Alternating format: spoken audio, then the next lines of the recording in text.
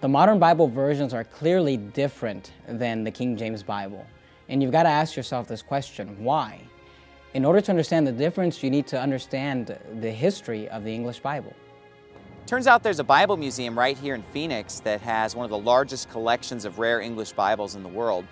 And the museum director, Joel Lamp, is going to let us actually look into these rare first editions of the Bibles leading up to the King James and the King James itself. He's going to explain to us the history of our King James Bible. He's going to take us all the way from Erasmus' Greek New Testament, the original Textus Receptus, and he's going to take us through the history of all these English Bibles all the way up to the King James Version. So let's start with Erasmus. What you see here on the table, Pastor, is, in a nutshell, the history of the King James Bible. Now remember, this King James Bible was printed in 1611, and there's a common misconception out there that it was the first English. Well, it wasn't. There were numerous other English examples before the 1611. And what you see here starts with the original Greek, as you just said, Textus Receptus, done by Erasmus of Rotterdam. This literally changed everything from what we know today in church history as well as in just secular history. It's called the 1516 Erasmus of Rotterdam's Greek, Latin, New Testament. Well, let's just call Erasmus what he is, the smartest man that ever lived, okay? Non-deity factor, okay? Jesus, of course, is the smartest man that ever lived, but Solomon's up there as well. But even today, we consider Erasmus the smartest, whether it's in sciences, theology, philosophy. He was just that smart. And this is the original Textus Receptus right here. The original Textus Receptus. Wow. Please take a look at it.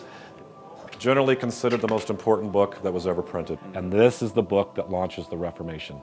Even as an atheist, you acknowledge this is the most important book ever printed. The Renaissance is launched from this. The truth comes from this book. And so we see just how imperative this book is, but what it also did was cause an enormity of problems. And what do I mean by that? Well, the money stopped flowing to Rome. There's a building under construction. There's a very famous interior designer down there that was hired to decorate it. Of course, I'm talking about the Vatican. Michelangelo, the Sistine Chapel. That money stopped flowing. The church started putting bounties on people's heads, saying, you can't teach this. This isn't what we consider accurate, even though Erasmus said, we kind of got a problem here. It does say metanoia, not pay a fine. So we're going to have to address this theological issue, but the Protestant movement was birthed from this book. And what does the Protestant movement actually mean? To protest. In this edition that you're showing me, Erasmus has put the original Greek next to the church's Latin. That's correct. And it makes it very easy to see the contradiction between the two. Of course. Is that right? That's why Okay. that's why making sure I understand. That's why it changed everything. Because it showed what we were doing wrong, showed what it should be. Right. But he didn't translate it to show what it should be until later. Okay. Okay, that wouldn't be until Right. 1519. So these are two contradictory things side by side. And all he's doing is just showing the evidence. The church's Latin corrupted version and then the original Greek Textus Receptus. He just put it side by side and just basically let the reader be the judge. But this is the bullet that basically effectively killed the church. Right. What you see here is what we know today as the first edition Coverdale Bible. What really it is, though, is the work of William Tyndale. Now, as we know, Tyndale is the inventor of the English we speak today. He's also the inventor of our very first English Bible translated from the original languages. Tyndale in England wanted to do the same thing Luther was doing in Germany. And he went underground, and with the aid of Luther's library, books like this here, and later editions of Erasmus's work, Tyndale would produce the very first New Testament. It becomes the most hunted book in the history of England. And so the king wants this thing burned. So England was still totally under the control of the Catholic Church at the time that Tyndale is producing his New Testament in 1526. And it is a book that's basically an assault on the established or Catholic Church of London at that time. This became a monumental achievement because Tyndale, in the last years of his life, spent most of his time translating from the Hebrew and the Greek to produce this book. The rest of the Old Testament, some of it, they weren't able to get done from the original Hebrew by the time this book came out. Well, no, because Tyndale was arrested in 1534. Right. He's held under house arrest for 500 days. Okay. And then on the morning of October 6, 1536, he's taken out and burned. But in that incarceration period, Miles Coverdale finished that which Tyndale had started. Gotcha. Now, what I love more than anything that we have in this room is this text here. This is the 1537, what we call the Matthew's Bible. Now, what is this? It's nothing more than a completed this. Right. Now, remember, when Tyndale dies, his last words, as you spoke so eloquently earlier, were, "Lord, open the eyes of the King of England." Now, what happened in that prayer? Tyndale could have said a million things. Why waste your last breath saying, "Lord, open the eyes of King of England"? Tyndale knew that no matter how crazy Henry VIII was, that if he could get Henry VIII to break with the established Church of Rome, England would be won and protected. It's one thing to have a personal relationship with Jesus. It's another thing to have a personal relationship with Jesus with somebody wanting to wake up and kill you every morning. That was their mission. But finally, Henry VIII permitted the Bible to go free based on one thing, a divorce. These two texts obviously change England. You could truly have a personal relationship with Jesus from these two books. You had that mediator of the You church. had to have someone, instead of just Jesus Christ being the mediator. what we call today the confession booth. Right. Forgive me, Father, for I have sinned. It's been 2 weeks since my last confession. So this defeated the confessional booth. It got rid of it completely. There was no need anymore. You didn't have to have a man tell you what your penalty was for this crime that you committed against God. Then what we have today is called the Great Bible, or the Bible that was actually authorized and permitted by Henry VIII, King of England. That will become fun and to remember a couple of things. A later edition of Erasmus's work was done by a guy named Beza. And another work that we're most familiar with, though, is this one here done by Stephanus. Now, Stephanus is important because he gives us the Greek that our Geneva Bible, or the Bible done by the reformers of John Calvin, William Whittingham, those guys, they will use this Greek text to translate what their English Bible is known as today as the Geneva Bible. Now, it's famous because it's the first one with verses. Okay, and that's why the Geneva Bible is so familiar to many of us. It's like, where did John 3:16 come from?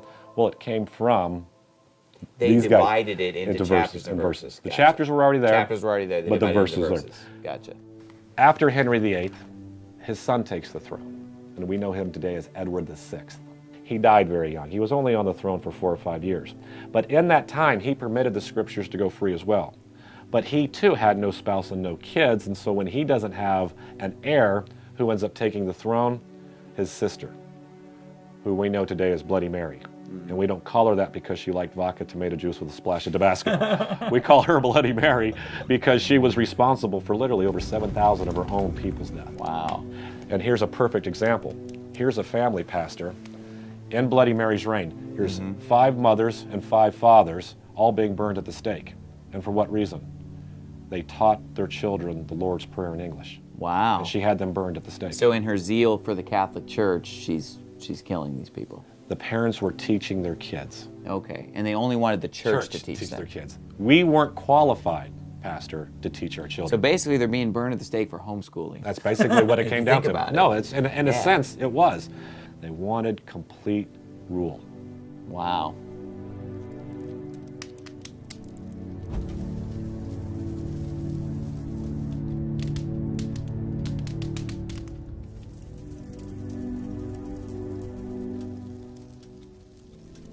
Well, during that uprising, men of courage decided that we're going to rebel. And what were their names? John Knox, John Fox, William Whittingham. They fled England, and they go to work on a brand new text. And what do we call that text today? We call that the Geneva Bible. Well, it says right on there, it says someone has written here, Family Bible. That's right. And that's what it truly was, the very first family Bible. Right. What we know today as the Textus Receptus. It will go to produce what we know as the very first homeschool Bible, the Geneva Bible. Right. And so this is the book that sails over on the Mayflower. Gotcha. That's the Bible that settles Jamestown. After Bloody Mary's terror, she had a sister. Of course, we know her name as Queen Elizabeth. To win the hearts of the people, she gave us the Bishop's Bible. This was done by bishops, done by pastors. But they're building upon the work of the Geneva Bible. They just wanted something that was a little bit more authoritative. Right. This comes from people you can trust. Experts. Hebrew, Greek experts, but truthfully, Right. it never settles with the people. It was a glorious work. She was somehow it just didn't catch on. It just never caught Maybe on. God just knew that something was better was coming down the pike. And then, of course, she didn't have a spouse, no kids, so who would take the throne? Her cousin from Scotland, of course, we know him as King James, and that big, tall Bible that you see down there closest to you, that's the first edition of the King James Bible. And then a year later, he allowed the folks to buy one in a bookstore, and you're holding the very first King James New Testament. Wow. Then when we get to 1603, we have King James becoming king. King James VI of Scotland. He became the king, and it was said unto him that a new translation should be brought forth of the scriptures. And the reason why is that you got a lot of people using the Geneva Bible, but then they'd go to church and it's the bishop's Bibles. There were two main versions, and both of them had issues. The Geneva Bible had some issues, the bishop's Bible had some issues. And so they said, let's just take the time to do it right. They got the best scholars in the land together, and they said, we're not trying to replace a bad version. We're going from good to better to best here.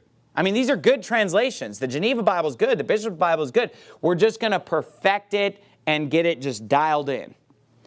So from 1604 to 1610, the KJV was translated by 54 of the greatest scholars that existed at that time.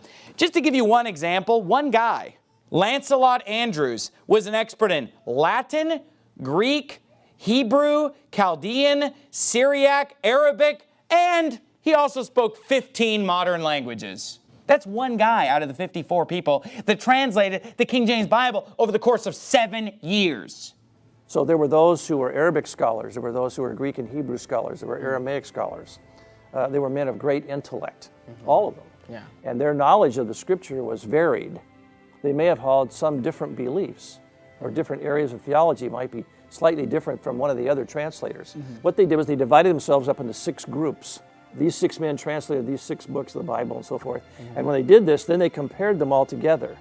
And each of the 6 groups did this.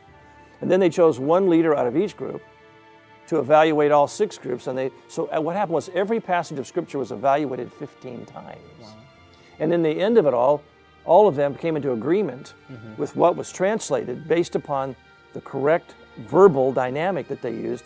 That is, for what it says, that's what it means, even if it was in slight contradiction to what they might think. The king in 1603 said, okay, I'm going to organize a committee. And no matter how long it takes, you're going to go to work using 2 rules.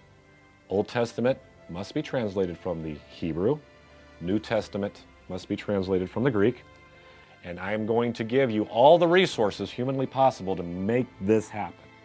So the best Hebrew of that day, the best scholarly Greek of that day, and in 1603, 53 guys were hired. They go off, and for 7 years, they work on what we know today as the most important book in the history of man. The first edition, first issue, first printing of the King James text. And it took them 7 years. And they did a phenomenal job. And the King James that you and I read today, of course, comes from that 1769 revision, but this was the anchor of the text. And this is the product of it.